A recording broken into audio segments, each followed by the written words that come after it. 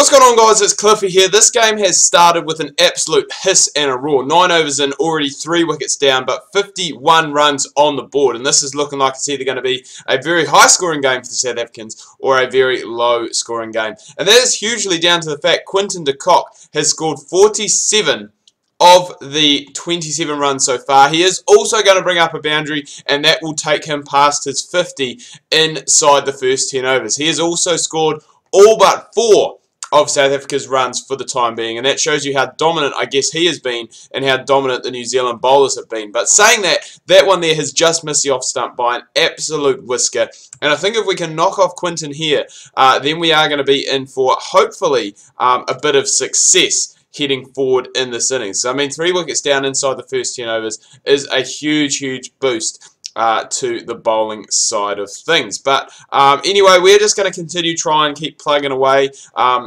try and get Quinton out, as I said. And with the power play finishing up after this, we will be able to be a little bit more free with our field placings. But it may not matter because we have gone, that is the big wicket there, boys. We've got Quinton de Kock. He scored 51 of the 55 runs to date so far. But the more important stat is that South Africa are now 4 wickets down inside the first 10 overs, and they do have a lot of work left to do to recover from here. Tim Southee and Trent Boult absolutely superb opening up for us, and that is where things have gone very well. I'm going to stick with the same field just because I feel as though I think if we stick with it, you know, and we can pick up another couple of wickets here and there. We do have AB de Villiers and Bradman, obviously 2 very good batsmen. But if we can go and pick up another one here, we are going to really go and have the South Africans on the back foot right from the get-go. So hopefully we can somehow manage to go and pick ourselves up another one. We did get it last over thanks to that slower ball that went, and Quinton just couldn't quite get the timing on it. And that's the same as de Villiers. He is not timing it very well at all today. It is very rare that you would see him in a one-day international or limited overs game having a score of 5 off 25. Just as I say that, though, he goes and blasts one through the covers, picks up a 4, and moves closer to double figures. But it's just been really those couple of shots in the over that have done it for us. You know, we had that one, I think, third ball or second ball that de Kock hit in the last over, and same here. We've just had the one boundary that has come off it. So we've had 5 really good balls, and then we've just kind of gone and let loose a little bit in regards to... Sorry, I was just getting all these notifications, and I thought it was something to do with my computer, but we have 5 really good balls, and then we have one that's a little bit loose that just goes and relieves the pressure just slightly. So we'll be looking to go and try and get those 6 balls in 6 good areas, just like that there, so you can't really go and do too much with that. So finally, it has been a long time since we have been able to talk about you know, a bit of actual cricket that is going on in the world at the moment, and we do have some good news, I guess, for Black Caps fans, not so good for Indian fans. But the first test, day 1, between those two is now done and dusted, just as Bradman is. I don't know what he was doing there. It was just the straight one that he's gone and completely missed. And all of a sudden, South Africa now 5 down and in a whole lot of trouble, you would have to say. We're going to make sure that we do have the correct field because David Miller, obviously a very explosive player. But in this situation here where he doesn't really have the platform to work with, can he excel? And I think that one there, I think just with the angle is going to be moving away and just missing off stump. But a great ball to start off with. And things for South Africa, as I said, are not looking good here. They are looking in a very precarious position. 7 for... what am I saying? 5 for 75. There we go. We got there in the end. But we've picked up 2 to date so far. Make that 3. And as I said, David Miller, when he doesn't have that platform to come in and play from, very fragile. My God, my words are all over the place today. We've picked up our 2nd in the over. We now have 3 for 8. And things, as I said, not looking great at all for South Africa. Ryan McLaren in now. He can hold a bat, but whether he's going to be in there for a long time is a different story. And just like that, we have actually gone and picked him up too, I believe. So de Villiers is the guy who is hanging down the other end, playing that... Whoa, I was going to say, attempting to play that support role, but hasn't really got the partners left to get it done. And I do tell a lie, we didn't actually pick up another wicket because McLaren is still in. I believe he was Yeah, he is still in. He came in at number 8, so I'm not too sure where I got that from. But we are on absolute fire here today, folks. 3 off 8. And let's get back to that New Zealand-India test. So things did start off very well for India. I think at lunch, 105 for just the 1 wicket down. Santner got the 1 in the first session.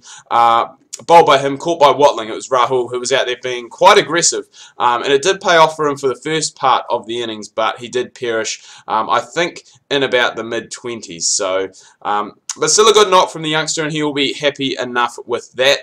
And from there, things did start to rebuild quite nicely. Murali Vijay and Pujara had a good partnership that they went and put on. Both those players scoring 60s before going and getting out, but India were in a very, very good position in this test, and it was really, I think, due to the fact of Trent Boult and Mitchell Santner. Boult, probably more with the second new ball, came in and was absolutely explosive. Took 3 wickets in the space of, just a couple of overs, and that really went and rocked the Indians. And so they have finished up, because I was watching at work, and I think they were about, I can't remember what it was. It's like I think it was about 250 for 5.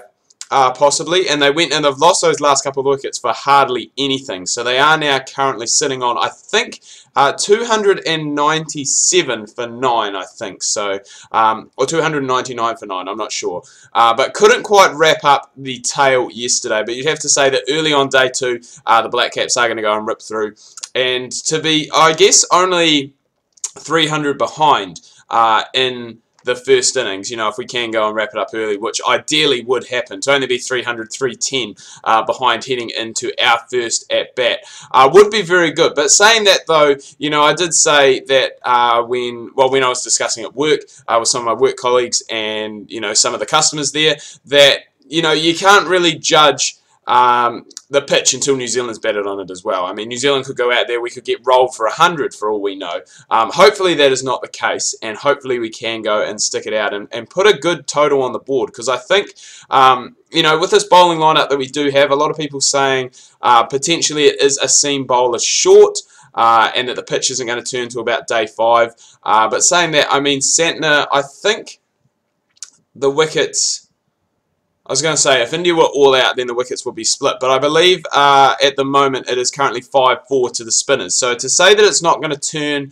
much until day 5, I think is a little bit of a lie. I think it is turning a bit now, and it will only start to turn more as the game does progress. And in saying that, I think New Zealand's probably in an advantage situation for this game, because all the New Zealand bowlers aren't really huge turners of the ball, with possibly the exception of Ish Sodhi. If he does get it right on the surface and it is turning, he can be a big turner of the ball, the young leg break. But saying that, Santner's a guy very similar to Daniel Vettori, really more, I guess, the variations in speed. Gets a little bit of turn, but not a huge amount, and same as Mark Craig. Now, Mark Craig I don't think should be in the side, to be perfectly honest, but giving, I guess, the pitch and the way things have played out, probably not a silly idea to play 3 frontline spinners. And in saying that, he did go and pick up a wicket yesterday, so hopefully he can be effective heading into the second innings. Also, his batting could be crucial as well, because he's a fairly decent batsman as well, as is Ish Sodhi. So they do bat deep, this New Zealand side. Bat down, I guess, to number 9, which should be good. Hopefully they can go and we can get some runs, which is what India failed to do with their middle and lower order. And with exception, of Ravi Ashwin, who I think scored 40, which was the 3rd top score off the top of my head. But at the end of the day, this is going to be a very interesting day 2, and we will be back on Monday to review, I guess, the rest of the test. Heading into Monday, I believe that is going to be day 4 done and dusted, so we'll be on to day 5. A lot of people saying the game may not last that long. Personally, I think it will.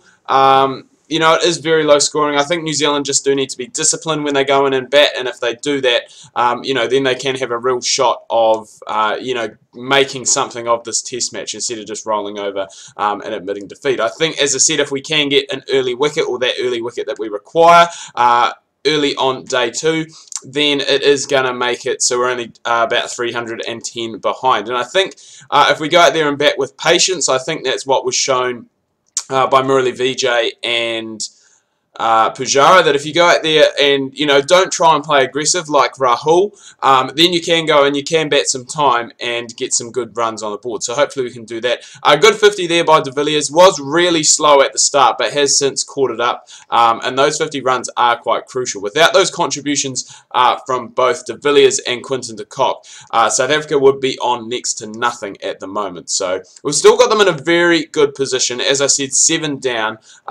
In a kind of similar situation to the New Zealanders at the moment. You know, if we can pick up another couple of wickets, then it is going to be a very easy chase for us in the second innings. But then again, saying that, we do still need to bat. Potentially there could be a collapse on the cards, and still a lot of time left. I mean, still 20 overs left to go, well, 20 plus overs left to go.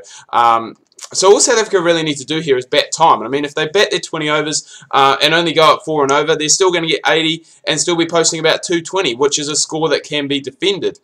Whereas if they go out here now and get out, you know, trying to swing and get out for 160, 170, all of a sudden it should be fairly easy for the New Zealanders to get up and get the victory. But again, you can't really judge a pitch until both teams have batted on it. I mean, we could go out here just like we could in the Test match and just get absolutely rolled. Again, here's hoping that that doesn't happen and that we can go and put up a very good fight. So, and I'm kind of hoping that we don't need to bat here today either, because it is a fairly low total. And we did start off with a hiss and a roar at the start of our spell, but since then, I mean, we've still been bowling well. We found the edge last over of Morkel, just didn't carry to the keeper. But we just don't seem to be making those wicket-taking chances anymore. But we will have to wait and see. Just got to play out the patience game. And I mean, as you can see, the current run rate that they have at the moment, if they keep going at this, then they're going to be close to 250, which in a situation like this, when you're 7 for 147, 250 seems a very long way away. But if you can go and keep digging in there, which De Villiers hasn't gone and done, he's gone and got himself out, caught and bowled, so we will definitely take that. That is the last recognised batsman as well for the South Africans gone. And now, with that going, 250 is a very long way away. So, as I said, hopefully now we can look to wrap up the tail and just, I guess, continue to assert our dominance and, you know, look to try and roll South Africa here for 160, 170 kind of thing. We just need one more for our 5-wicket bag, which would be nice to see because we haven't really taken too many wickets as such in this series as of late. We have more been the guy that has been, I guess, the economical bowler, sending it up down the other end for the other guys. But it was really Trent Boult and Tim Southee at the start of the innings that got us off to the rampant start. Then we picked up 3 ourselves, and now South Africa 8 down with still a long time left to go. Still 17.5 overs left to bat. So, as I said, here's hoping that we can go and pick up our 5th. The team can get into the sheds early and we can pick up a win and take a 1-0 lead in this 3-match one-day series against South Africa. It would be nice to get that straight away. So I don't really know what else there is to talk about. We talked about the India game. I think AB de Villiers, possibly I was reading somewhere this morning, is going to be ruled out of the Australian tests, which will be the 2nd test series in a row that he has missed. Which, you know, it is a bit strange because he's a player who played for such a long period of time. I think he played so many consecutive tests. I think he possibly even had the record for consecutive tests, or was close to the record of playing consecutive tests. But has had a pretty bad run of injury as of late. Missed, as I said, the New Zealand Test series. Now there are rumours going around that possibly he is going to miss the Australian Test series. Again, we will just have to wait and see whether we can take that into account too much or, you know, believe how factual it is. We will have to wait and see. But I think even without De Villiers, South Africa are still a very good batting unit. Probably not as good as they were 5 years ago, but they are still a very good batting unit, and it will be interesting to see the makeup of that side. Because De Villiers, he is getting on in his career as well, and I think now that his body is starting to be a little bit niggly when it comes to injuries, it will be interesting to see how long he does continue to play Test cricket, because such a limited overs superstar, obviously so good in one-day international, so good in T20 cricket.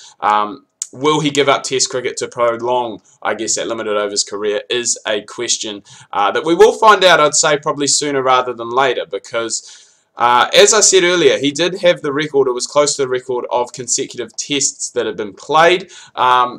So it will be very interesting to see what does happen, especially if he misses 2 series in a row. I think serious question marks will be raised as to what is going to happen with De Villiers. So that is our 10 overs done and dusted. We couldn't quite manage to get the 5-wicket bag, but we did finish with 4 for 26 off our 10 overs. So that's a very good knock. And as I said, I don't think we are going to be required to bat again.